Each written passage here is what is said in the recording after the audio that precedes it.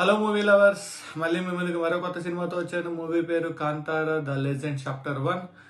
Movie వచ్చేసి last Kantara సినిమాలో ఎక్కడైతే ఎండ్ అవుతుందో అది ఎందుకు అయింది అనే స్టోరీని ఒక బాబుకి చెప్తా ఉంటారు.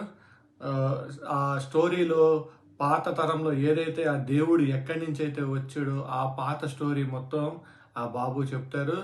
ఈ స్టోరీ దేవుళ్ళ చుట్టూ తిరుగుతూ ఉంటుంది. దేవుళ్ళకి దెయ్యాలకి మధ్య జరిగేదనమాట. అంటే దేవుణ్ణి ఒక రాజు ఎలా బంధించాలి అనుకుంటాడు అవన్నీ కూడా దీంట్లో చూపిస్తారు. మూవీ మొత్తం ఈ దేవుడు ఎలా పుట్టాడు, ఆ దేవుని ఎలా మహిమ అనేది మొత్తం దీంట్లో చూపిస్తూ ఉంటారు. నా విషయానికి వస్తే మూవీ నచ్చింది గైస్.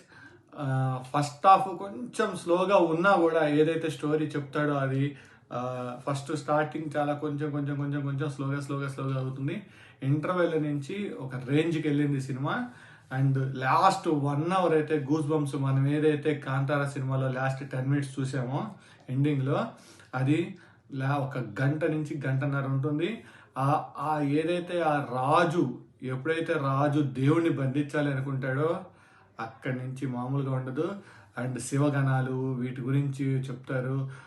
పంజురలి దేవుడు ఎలా వచ్చాడు, గులిగ దేవుడు ఎలా వచ్చాడు, వీళ్ళందరూ ఎలా వచ్చాడు అనేది స్టోరీ బాగా చెప్పారు. రిషబ్ పంత్ మామూలుగా లేదు యాక్టింగ్.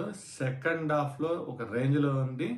చూడాలనుకుంటే థియేటర్స్లో ఈరోజే రిలీజ్ అయింది, ఖచ్చితంగా చూడండి. విజయదశమికి బాగుంది అండ్ నాకు కూడా చాలా బాగా నచ్చింది.